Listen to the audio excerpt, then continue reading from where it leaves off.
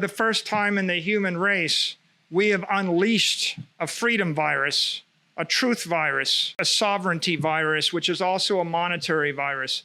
Bitcoin is a swarm of cyber hornets, serving the goddess of wisdom, feeding on the fire of truth, exponentially growing ever smarter, faster, and stronger.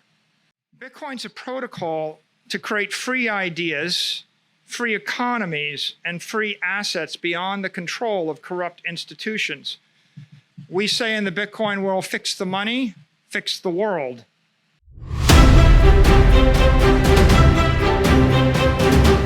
Bitcoin is a shining city in cyberspace, and you can go there once you understand it. Bitcoin and objectivism, they have a common cause. Ayn Rand in 1959 said, "I'm for the separation of the state and economics, just as we had the separation of church and state." Whereas Hayek in 1984 said, "I don't believe we shall ever have good money again before we take the thing out of the hands of the government. That is, we can't take it violently out of the hands of government. All we can do is by some sly, roundabout way, introduce something that they can't stop." Clearly, both movements are thinking about separating economics from the state and from the collective. The difference is, for thousands and thousands of years, the technology for doing that was imperfect. The technology of gold to separate the power from the state doesn't work when they just shoot you and take your gold. The technology of cows or tobacco or fiat currency or buildings, they don't work that well to separate economics from the state. So although this was an ideal and aspiration, we never had the technology to realize it. January 3rd, 2009 is the singularity. That's the point at which Satoshi Nakamoto developed the technology to transfer value through space without a trusted third party. But if you can transfer something of value through cyberspace without a trusted third party, that means you can manifest something of value in cyberspace without a trusted third party. That means you can create and store and transfer energy in the digital realm. The creation of digital property, digital money, digital energy, and digital matter was therefore affected on January 3rd, 2009. Most people don't realize this, but Satoshi opened a portal from the physical realm into the digital realm, and energy began to flow into cyberspace, bringing life to a formerly dead realm consisting only of shadows and ghosts, bringing conservation of energy and matter, objectivity, truth, time, and consequence into the digital realm, delivering property rights, freedom, and sovereignty that is separate from the physical and the political realm to humanity. Most of the world, myself included, ignored this chain reaction for the next decade. It happened, it flickered, it burned, we ignored it, except for the OG Bitcoin cypherpunks, and they can tell you that everybody thought they were crazy. In March of 2020, the world came to a grinding halt. Suddenly, billions of people woke up to the prospect of an economic collapse, losing faith in their institutions and their governments. On August 10th, MicroStrategy, struggling with this existential crisis, adopts the Bitcoin standard. At that point, I concluded the road to serfdom is working exponentially harder for a currency growing exponentially weaker. And we saw an escape from economic slavery in the form of what we thought was digital gold. But as I've explained, it turned out to be much more than digital gold. On September 18th, after fully adopting the Bitcoin standard and after talking to some more Bitcoiners, I had this epiphany. I went to Twitter and I posted the following: Bitcoin is a swarm of cyber hornets, serving the goddess of wisdom, feeding on the fire of truth, exponentially growing ever smarter, faster, and stronger behind a wall of encrypted energy. And I think Ayn Rand would understand what I was saying.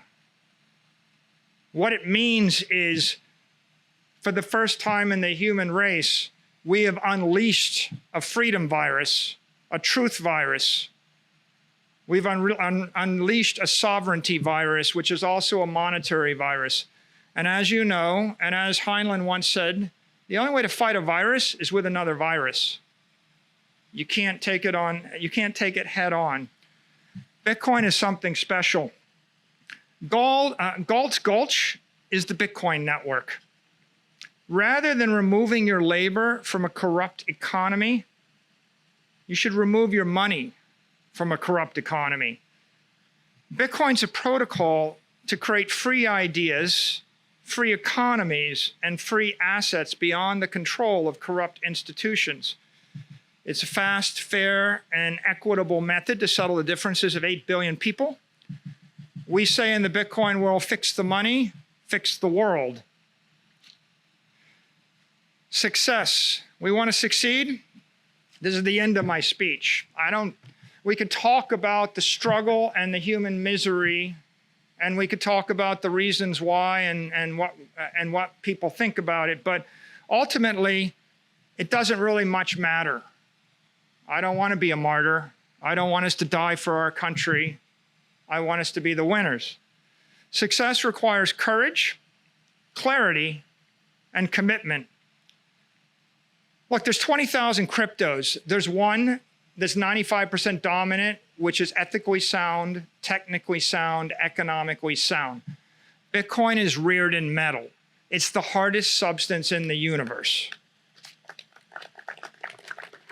Most people don't know it. Most people are afraid of it. Never done that before. When we bought Bitcoin, we bought 250 million. No public company had ever bought any. People thought we were crazy. So then we bought another 175 million. People thought we were crazy. Then we bought 600 million more. People said, you can't stand on it. It'll destroy you. It's like standing on a bridge made of steel. And I concluded, it's the perfect engineered material to solve our problem, but people are living in fear. And how are we going to get them to not be fearful? And I was reminded of Andrew Carnegie's example. It's like, build the bridge, go stand out in the middle of the bridge. You build an airplane, fly the airplane. Show people that it's not going to break. That's what MicroStrategy did. We said, well, if it's good for 100 million, it's good for $1 billion. If it's good for $1 billion, we might as well go for 4 billion.